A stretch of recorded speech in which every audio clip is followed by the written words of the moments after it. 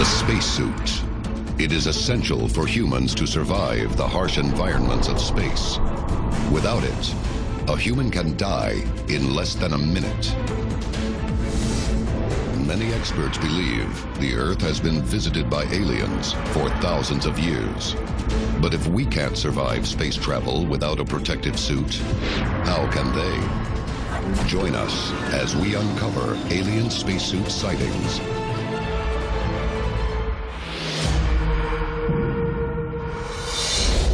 A global effort has begun. Secret files hidden from the public for decades, detailing every UFO account, are now available to the public. We are about to uncover the truth behind these classified documents. Find out what the government doesn't want you to know. Unsealed. Alien Files. Exposing the biggest secret on planet Earth. Unsealed, Algeria, 1933. A French soldier, walking through a mountainous region of the Sahara, stumbles upon one of the 20th century's most prized archaeological finds. Sandstone cave walls, covered with over 15,000 engravings and paintings, dating back 10,000 years. In the 1950s, prehistoric art specialist Henri Locht claims many of the 800 scenes depict something very unusual. There's a cave in Algeria called Unsealed, where there are these cave paintings that really depict what appear to be something you would describe as a spaceman. You've got discernible human beings on one side, so then you have to ask yourself, what is this other being that's in the picture being depicted? What are these other beings? Could they be an alien civilization? Ancient art depicting oversized bodies wearing what look like helmets is a common image across many cultures. We may never know what these ancient people's true intention was, but in the modern world, encounters with otherworldly beings dressed in what can only be described as spacesuits is common. Unsealed case file, the Finland incident, February 5th, 1971, Kinula, Finland. Two men, P. Aliranta and E.J. Sneck, are working in a forest when Aliranta witnesses a 15-foot wide UFO descend into a clearing. And as it appeared to have landed on Earth, some type of a being then glided out of the center of the UFO, appearing to have been wearing some kind of a spacesuit, according to the eyewitnesses. According to Aliranta, the little green man approaches him until there is only 10 yards between them. But suddenly, the being turns and floats back toward the saucer. Aliranta tries to catch it. As this eyewitness tried to touch the being, as he did so, he realized that this being, this entity, was very hot. He described it as like a hot iron. And he said that he had burns on his hands that lasted for a couple weeks after the encounter. The Finland incident exposes an alarming trait that has been witnessed time and time again by many who encounter human-like extraterrestrials. They seem to be wearing a protective outer layer, much like a spacesuit. But why? So why would an alien need a spacesuit to begin with? Well, obviously they've evolved on another planet with a different atmosphere, different germs, if there are germs on another world. So that suit would have to protect them from everything that's on our planet, and it'd have to do it very efficiently. On Earth, mountain climbers refer to any point above 26,000 feet as the death zone, where the human body cannot acclimatize, and the lack of oxygen becomes life-threatening. And at 62,000 feet, air pressure is so low that human blood can boil, causing death within minutes. Could beings from other planets also need an artificial atmosphere to help them travel beyond their normal habitat? Or can some beings survive almost anywhere? Recently, amateur biologist Mike Shaw made a claim that astounded the world by postulating that a tiny, eight-legged aquatic animal called a tardigrade may have come from another planet. So the tardigrade is one of the smallest animals we have on our planet. It can survive extremes of cold, it can be frozen, It can survive the Marianas Trench, boiling water. It can survive UV radiation. So it survives on our planet, and it can survive off our planet.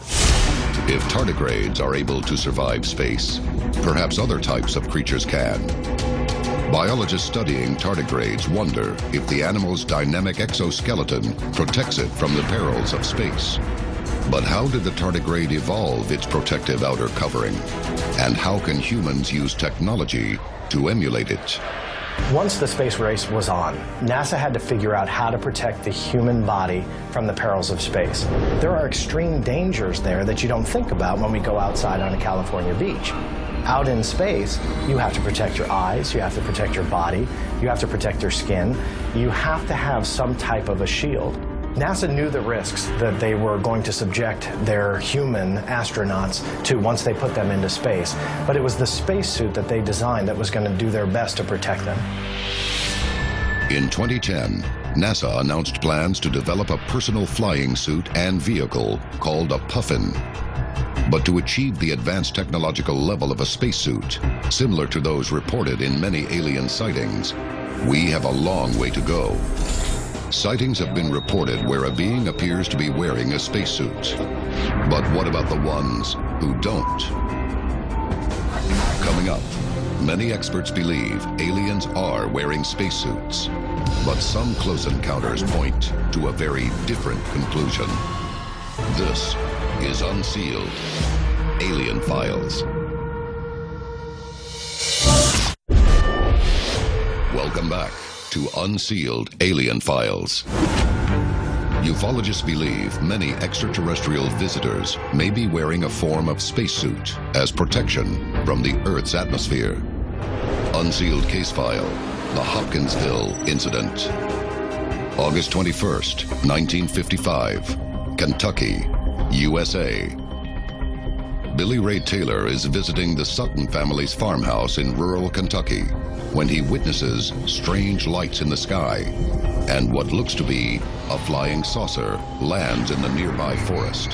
The Hopkinsville UFO sightings from Kentucky are a fascinating and actually rather disturbing series of encounters. This is sometimes referred to as a siege. Emerging from the edge of the trees is a strange-looking humanoid creature, short in stature, with large, pointy ears. They looked almost like hobgoblins, or almost little devil creatures. Large, pointed ears, pointy faces, like something out of our ancient folklore and legends. When another creature appears around the corner of the house, Lucky turns and fires. But the shots had no effect. And this poses the interesting question, were these extraterrestrials wearing spacesuits? And was one of the functions of these spacesuits to actually give them protection against weapons? 11 family members, including children, are terrorized half the night by the creature. Later, the Hopkinsville incident is the subject of a Project Blue Book investigation. But at the time, the sighting is considered so outrageous, they write it off as a hoax.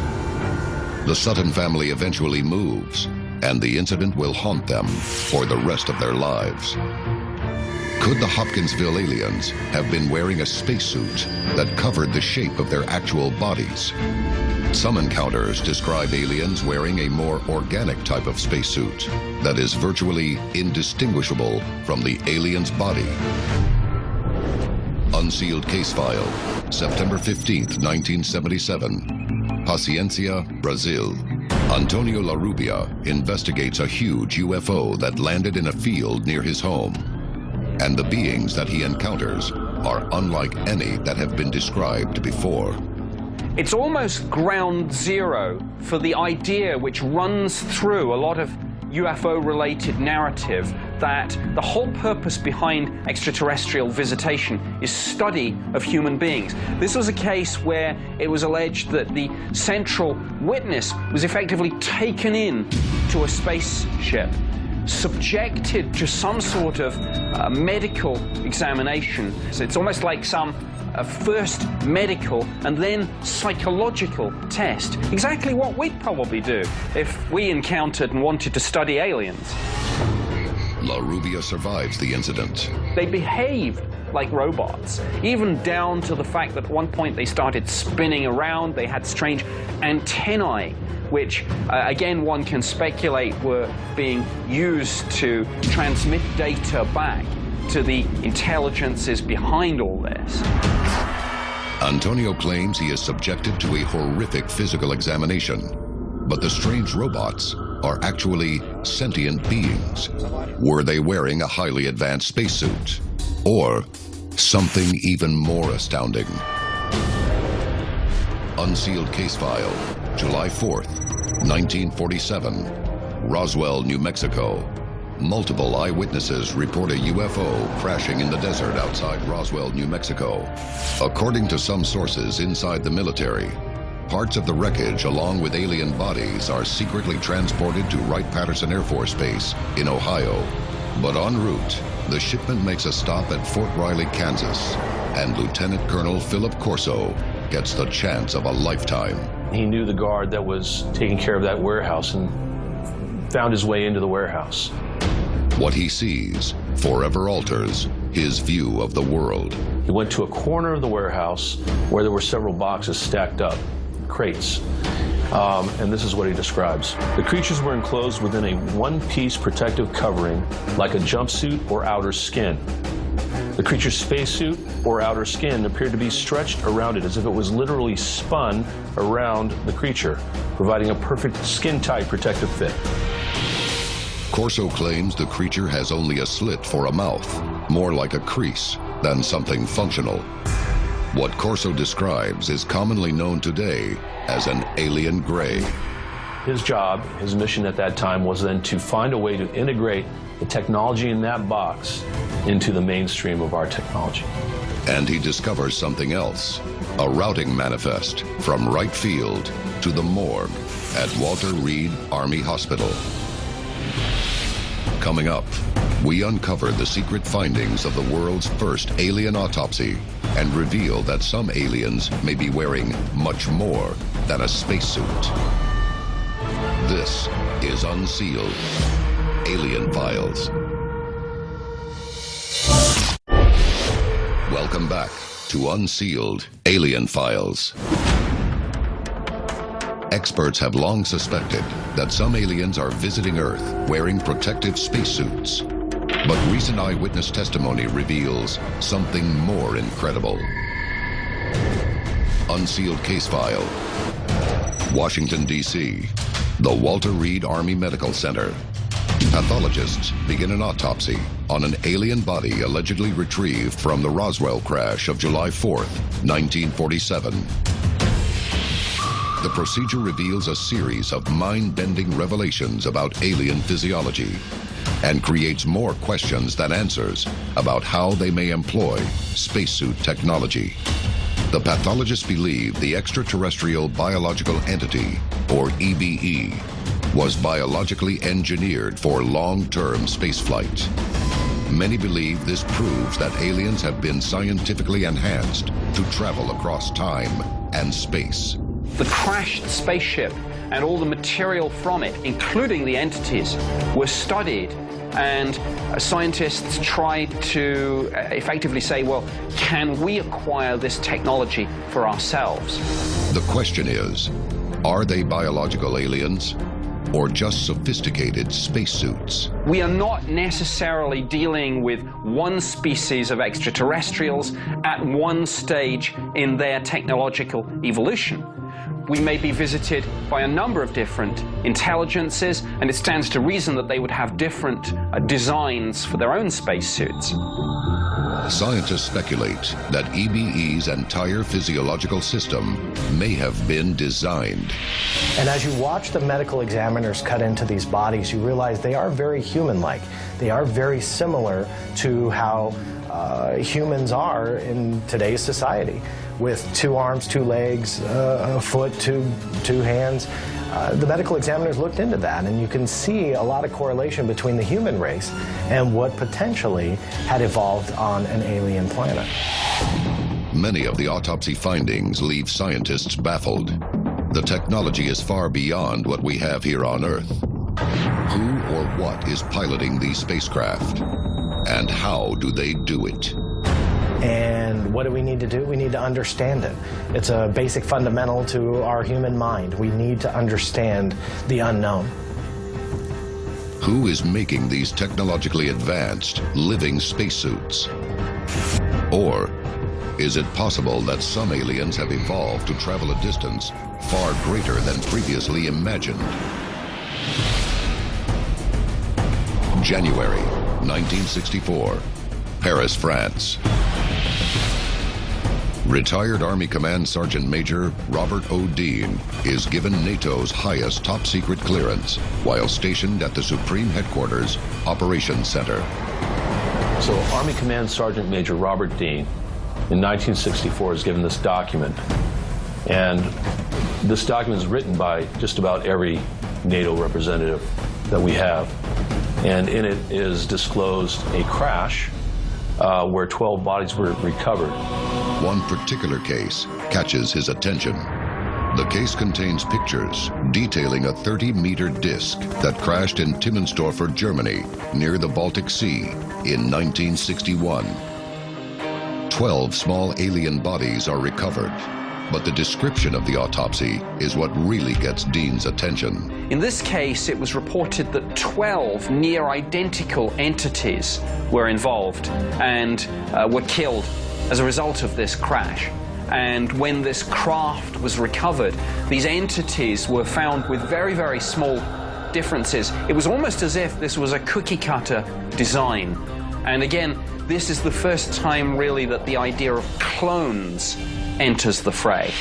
Are some aliens mere shells or clones with an artificial consciousness?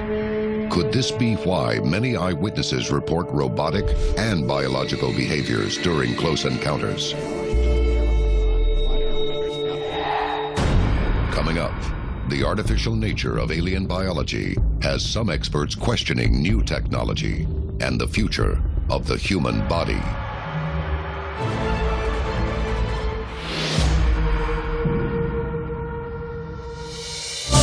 Come back to Unsealed, Alien Files. The time to act is now. Tell us your story.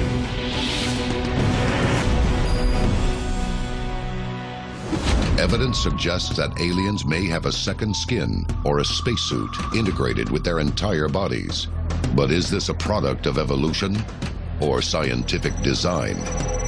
You know, we're talking about, millimeters of skin, not a bulky, 4-inch suit. Then obviously the material they're using is highly advanced. The material itself may be nanotechnology type material that can adapt or change its structure molecularly to insulate the being from the environment. Similar to countless reports of alien spacesuits, a biosuit form-fits to the body. It uses coils made from nickel-titanium shape-memory alloys. These highly experimental metals can shrink when heated and expand when cooled, creating an active compression garment that applies pressure directly onto the skin instead of pressurizing gas in a suit. Scientists consider the biosuit a giant leap forward in mobility for astronauts. People have talked about the development of essentially a second skin, and there is indeed a Massachusetts Institute of Technology project, the so-called second skin spacesuit, to design something so lightweight but yet so strong that effectively the astronaut wouldn't even be aware that they were in a spacesuit at all. Is the spacesuit evolving to fit us? Or like aliens, will we evolve to fit the spacesuit? This is Unsealed, Alien Files, exposing the biggest secret on planet Earth.